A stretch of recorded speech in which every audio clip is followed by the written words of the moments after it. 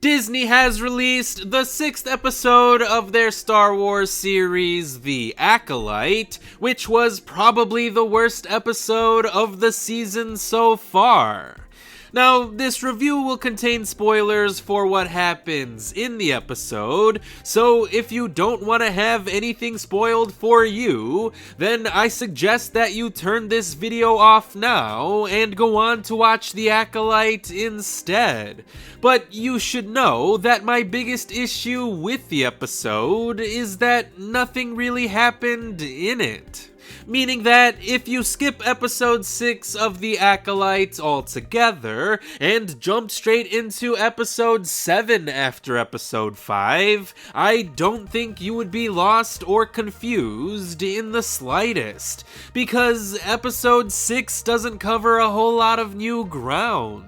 But the episode begins with Osha waking up on an unknown planet that is apparently not Octo from The Last Jedi, and it's clear from the start that Qimir is trying to manipulate her into becoming his new apprentice. Thankfully, Osha is a virtuous character who never showed any signs of wanting to turn to the dark side. Oh, I guess she's gonna become the new Acolyte after all. I mean, even after Qimir killed her friends and turned her own sister into a murderer, she's just gonna buy into his bullshit about being free? Come on now.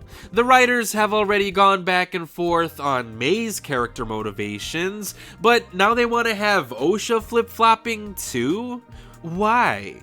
Osha turning to the dark side is not clever or creative or narratively satisfying, especially given how the character has been portrayed during the duration of the entire season.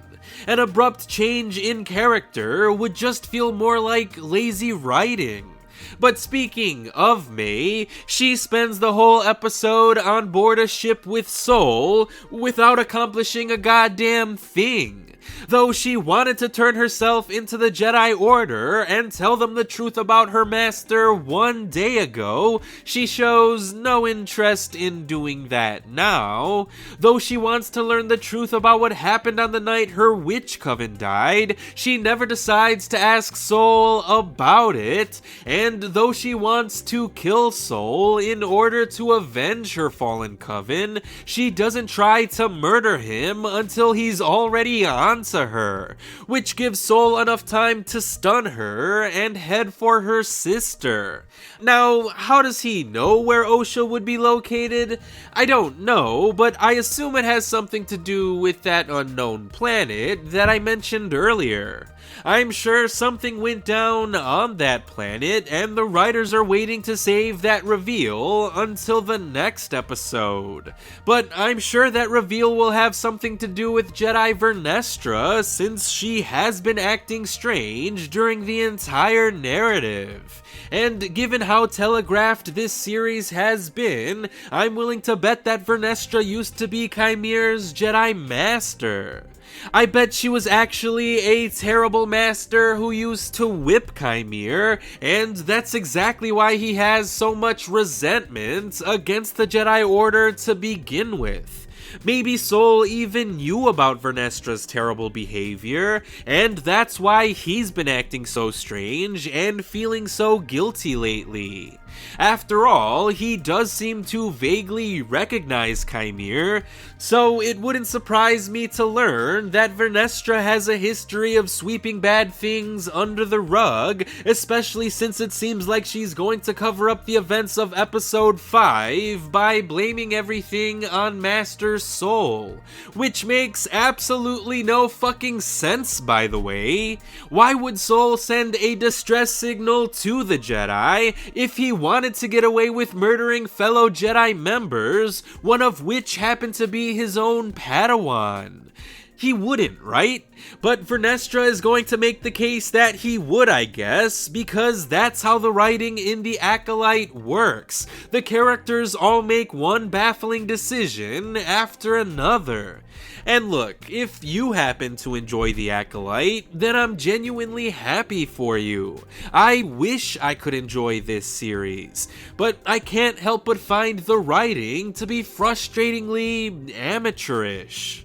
Sure, I'm not particularly happy with the editing or the acting or the production design either, but I could forgive all of those things if the story being told felt like an interesting or engaging one.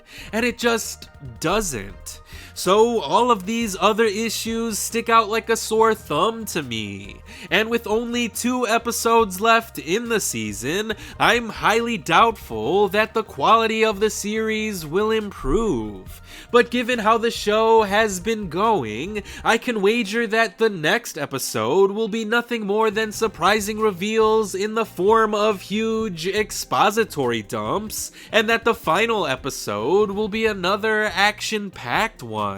Which means that this episode felt nothing more than mere filler. And that's putting it nicely, since I personally saw this episode as a huge waste of time.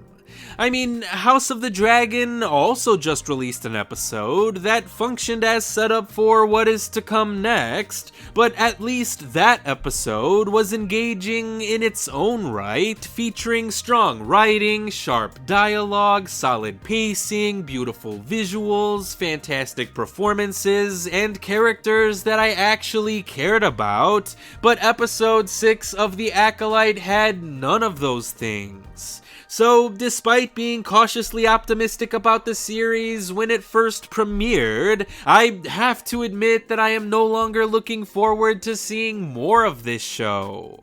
I still want to know what happens next. I'm just saying that I'm not looking forward to finding out what happens next. And that really sucks, especially since I wanted to be a fan of this show. I mean, there is a chance that I could be pleasantly surprised by the final 2 episodes in the season. I just think that that chance is pretty fucking low. But I guess we'll find out how the next episode of The Acolyte will actually turn out to be once it gets released on Tuesday evening.